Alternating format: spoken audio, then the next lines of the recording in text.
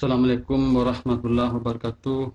Selamat pagi dan salam sejahtera untuk kita semua. Anak-anak, mari kita belajar prakarya semester 1 anak-anak. Mari kita mulai ini anak ya.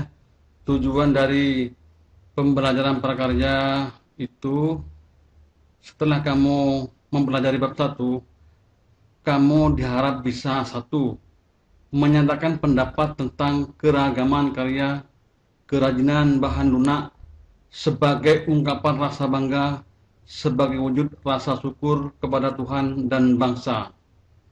Tujuan yang kedua anak ya, memahami pengertian sejarah, jenis, sifat dari karakteristik kerajinan bahan lunak berdasarkan rasa ingin tahu dan peduli lingkungan. Yang ketiga anak, memahami teknik pengolahan, prinsip perancangan, prosedur pembuatan dan penyajian kemasan kerajinan bahan lunak berdasarkan karakter yang dapat dikembangkan sesuai kebutuhan wilayah setempat.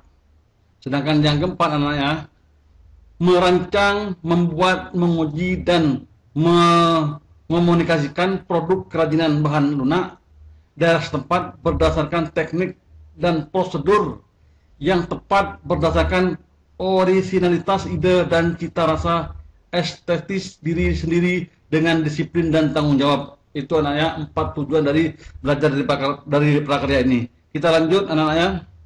Nah ini kerajinan bahan lunak itu anak-anak ini seperti kerajinan sabun ini ya.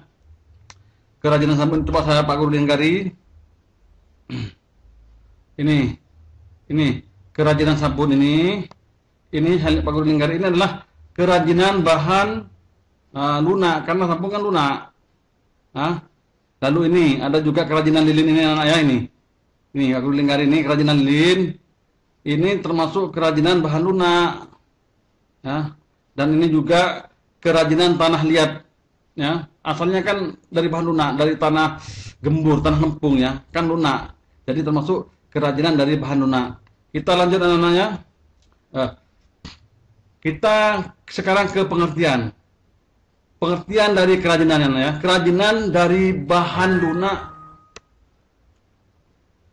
Kerajinan dari bahan lunak merupakan produk kerajinan yang menggunakan bahan dasar yang bersifat lunak, yaitu lentur, lembut, empuk, dan mudah dibentuk. Lalu prinsipnya anak-anak ya. Prinsip ini yang pertama ini saya lingkari, Pak Guru lingkari ya. Nah, prinsip yang pertama ini anak ya, yang dilingkari ini.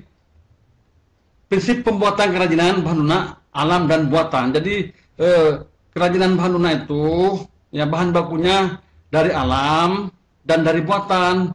Yang dari alam contohnya ya seperti tanah lempung itu kan lunak. Yang buatan seperti misalkan lilin itu kan buatan manusia ya anak-anak ya. Kita lanjut ke nomor 2. Ini saya lingkari anak-anak ya. Yang dikatakan lunak alam itu anak ya, bahan lunak yang didapat dari alam atau bahan lunak dari alam yang pengolahannya masih alami. Contoh tanah liat dan kulit itu contohnya yang dikatakan bahan lunak dari alam. Sedangkan lunak buatan anak-anak ya, ini lunak buatan yang saya lingkari ini ya. Lunak buatan itu suatu bahan yang melalui proses dengan beberapa tahapan agar menjadi lunak. Contohnya lilin, sabun itu termasuk kerajinan ya dari bahan lunak. Ya, bahan bakunya dari bahan lunak. Kita lanjut anak-anak ya. Pada praktiknya kerajinan dibuat dengan mempertimbangkan wilayah kerja dengan beberapa prinsip sebagai berikut. 1. Keterampilan tangan. Kerajinan dibuat dengan menggunakan keterampilan tangan ya. Maksudnya keterampilan tangan pakai tangan bukan mesin. Meskipun diproduksi banyak, produksi kerajinan masih tetap mengandalkan tangan. Jadi yang diandalkan utamanya adalah tangan.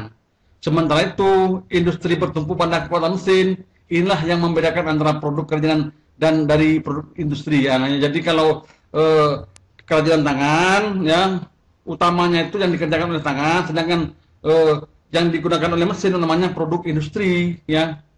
Nah, yang kedua ya ini Pak Guru lingkari aja. Ini yang kedua ini. Nah, ini yang kedua ini. Keterampilan teknik. Pembuatan benda-benda kerajinan dilakukan secara berulang-ulang dan didasari oleh keterampilan teknik, keprigelan, sehingga produk yang dihasilkan sudah tentu memiliki kekhasan tangan yang nampak dengan detail, rumit, dan hanya bisa dilakukan dengan keterampilan teknik yang dimiliki oleh tangan seorang. Jadi keterampilan teknik anak ya, karena butuh keprofesional seorang. Ya, tidak semua orang bisa. Nah, jadi inilah yang dikatakan kerajinan tangan ya, bergantung bakat dari orang tersebut ya anak. Lalu yang ketiga anak ya, selanjutnya yang ketiga,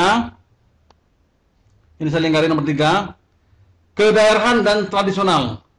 Kerajinan merupakan benda-benda yang mempunyai nilai guna, praktis, bersifat universal, dibuat dengan keterampilan teknik tangan, namun masih dipengaruhi oleh adat istiadat setempat. Jadi anak-anak ya, keterampilan tangan itu juga dipengaruhi oleh adat istiadat setempat. Contohnya pembuatan guci gerabah itu kan merupakan adat setempat ya anak-anak ya, di masyarakat.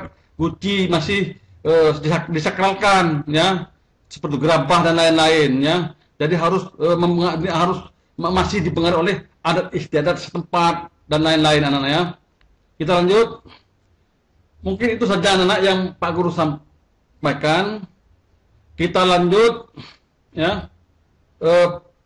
Materi berikutnya di minggu depan ya. Jadi materi prakarya berikutnya adalah minggu depan.